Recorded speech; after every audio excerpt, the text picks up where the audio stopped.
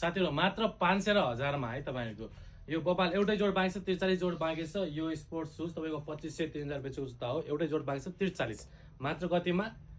1000 मा है साथीहरू एउटै जोड छ 1000 मा लग्नलाई जो आउँछ पाइदै लग्छ यसको लागि चाहिँ पसुज गर्नु होला अनलाइन हुने छैन है यो आइटमहरु साथीहरू मात्र कतिमा 479 मा मार्टिनहरु है बुट हाफ जुन हुन्छ मात्र कतिमा